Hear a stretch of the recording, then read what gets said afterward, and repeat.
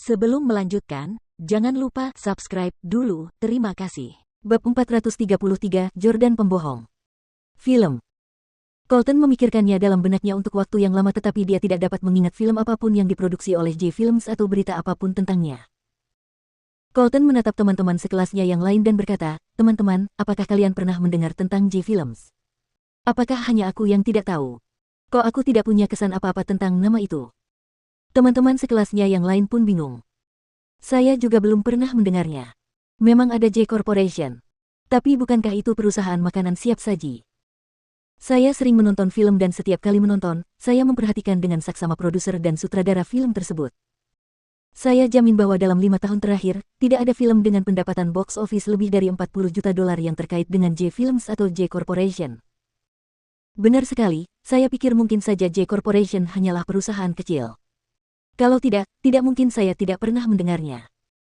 Sekali lagi, Colton menginterogasi Jordan, karena perusahaan Anda memiliki banyak nama besar yang ikut serta, pasti sudah terdaftar, kan? Apa kode sahamnya? Apakah terdaftar di Bursa Efek New York? Jordan melanjutkannya dan berkata, itu memang terdaftar, tetapi bukan di bawah J Films. Sebaliknya, itu terdaftar di bawah anak perusahaan J Films. Nama-nama dalam kredit film juga merupakan nama-nama perusahaan anak perusahaan saya. Tidak mengherankan bahwa Anda belum pernah mendengar tentang J Corporation. Colton dan yang lainnya terdiam. Jordan benar-benar mengatakan bahwa perusahaan yang memproduksi film-film blockbuster itu adalah anak perusahaannya. Orang ini benar-benar pandai menjilat dan membanggakan diri. Colton berkata dengan jengkel, "Jordan Stelle, hentikan saja aksimu itu. Aku yakin S Corporation sama sekali tidak ada. Kalau kamu sanggup, kirimkan aku foto perusahaanmu." Jordan tertawa dan berkata, "Memang tidak ada cabang perusahaan di AS karena saya mendaftarkan perusahaan ini di luar negeri dan sebenarnya tidak memiliki badan usaha. Bahkan tidak ada kantor dan itu hanya lisensi bisnis yang aktif. Ekuitas anak perusahaan film dan televisi domestik yang memiliki badan usaha yang ada semuanya dipindahkan ke J Films. Jadi, meskipun J Films hanya memiliki izin usaha, saya memiliki hak kepemilikan dan hak pengendalian atas perusahaan-perusahaan film lokal ini." Semua orang tercengang setelah mendengar penjelasan Jordan. Salah satu dari mereka, yang juga seorang pengusaha, berbisik kepada Colton, apa yang dia katakan kemungkinan besar benar. Banyak bos besar melakukan ini untuk menghindari pajak. Colton menggertakkan giginya. Dia tentu tahu bahwa situasi ini biasa saja, tetapi dia tidak percaya apa yang dikatakan Jordan itu benar. Dia membodohi kita. Dia mengatakan semua itu hanya untuk menipu kita. Colton dipenuhi dengan kemarahan. Dia dapat dengan jelas mengatakan bahwa Jordan berbohong dan bahwa dia sama sekali bukan bos besar sebuah perusahaan film. Namun, Jordan terlalu licik dan tidak peduli seberapa sulitnya Colton untuknya, dia akan dapat memikirkan solusi untuk mengatasinya.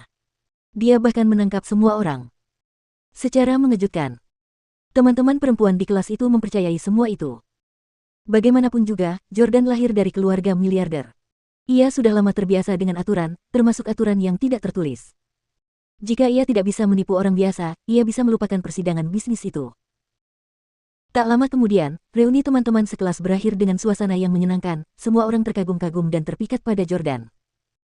Karena Colton sudah lama menerima tagihan, Jordan tidak perlu melakukannya. Dia juga tidak membawa uang tunai. "Semuanya, aku berangkat sekarang, hati-hati dalam perjalanan pulang." Lauren memegang Jordan dengan satu tangan dan melambaikan tangan kepada yang lain dengan tangan lainnya. "Sampai jumpa, Lauren. Ayo kita bertemu dan berbincang-bincang lagi nanti kalau ada waktu. Selamat tinggal, Tuan Stelle dan Lauren." "Tuan Stelle, Anda harus memberitahu kami saat film perusahaan Anda berikutnya dirilis." Mereka ke-10 sangat sopan dan kagum terhadap Lauren dan Jordan. Jordan meminta Salvatore untuk menjemput mereka. Salvatore membuka pintu mobil dan masuk ke jok belakang mobil sambil memegang tangan Lauren. Setelah masuk ke dalam mobil, Lauren menepuk Jordan dengan tangan kirinya dan berkata, "Sayang, kamu bilang kamu bos dari suatu perusahaan bernama J Films tapi itu palsu, kan?" Jordan tidak menyangkalnya dan berkata sambil tersenyum, "Apakah menurutmu aku tidak mampu menjalankan perusahaan film?" Lauren berkata, "Tentu saja aku tahu kau bisa, tetapi kau bahkan tidak menandatangani perjanjian VAM dengan Direktur Smith. Bukankah kau mendapatkan informasi kontaknya dari saudaramu, Jesse pada hari pernikahan?" Jordan menepuk punggung tangan Lauren dan tertawa.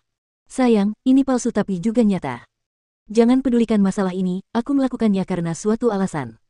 Kamu hanya perlu tahu bahwa meskipun aku bisa menipu orang luar, aku tidak akan pernah menipumu."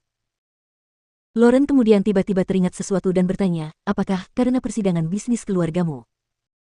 Jordan tidak menyembunyikannya dari Lauren dan hanya mengangguk.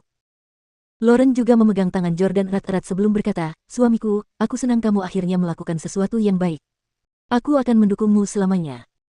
Saat ini, para siswa di pintu masuk restoran sedang terburu-buru. Teman-teman sekelasnya yang perempuan telah naik taksi atau memanggil sopir vele. Hanya Colton dan seorang teman laki-laki sekelasnya yang berdiri bodoh di pintu. Colton dipenuhi rasa tidak senang. Ia akhirnya mencapai titik puncak karirnya dan ia ingin pamer di depan teman-teman sekelasnya. Ia tidak menyangka Jordan akan mencuri perhatiannya hari ini. Yang lebih membuat frustrasi adalah Colton adalah orang yang membayar tagihannya. Saya tidak mengeluarkan uang agar dia bersikap tangguh. Lagi pula, Jordan sebenarnya tidak benar-benar mampu, dan malah hanya seorang pembual yang suka berbohong. Sementara Colton mendidih karena frustrasi, teman laki-laki sekelasnya yang lain merasa ada sesuatu yang aneh ketika menatap bagian belakang mobil tempat Jordan dan Lauren meninggalkannya. Colton, Cadillac milik suami Lauren ini sepertinya tidak beres. Colton bertanya, bagaimana bisa? Teman sekelas laki-laki itu berkata, mobil ini sepertinya bukan miliknya. Mobil ini dulunya milik temanku, tetapi dicuri di bandara. Apa? Colton tercengang. Semua orang di DC tahu bahwa beberapa waktu lalu, sejumlah besar mobil dicuri dan dirampok di dekat bandara. Mobil yang dikendarai Salvatore berasal dari bandara.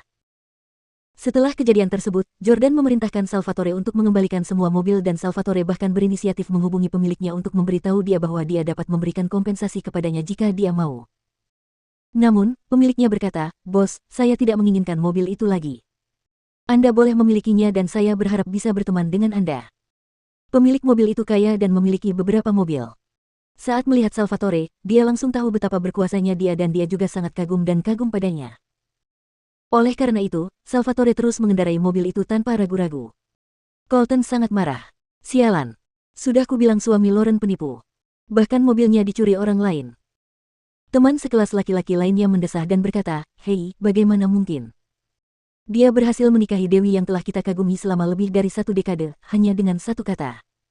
Kalau memang harus, salahkan kami karena bersikap terlalu jujur." Colton tetap marah. "Aku tidak akan membiarkan penipu ini terus bersikap sombong." Setelah mengatakan itu, Colton berbalik dan kembali ke restoran Soft Omore. "Colton, kenapa kamu kembali lagi? Aku akan meminta Maggie memberikan nomor bosnya padaku."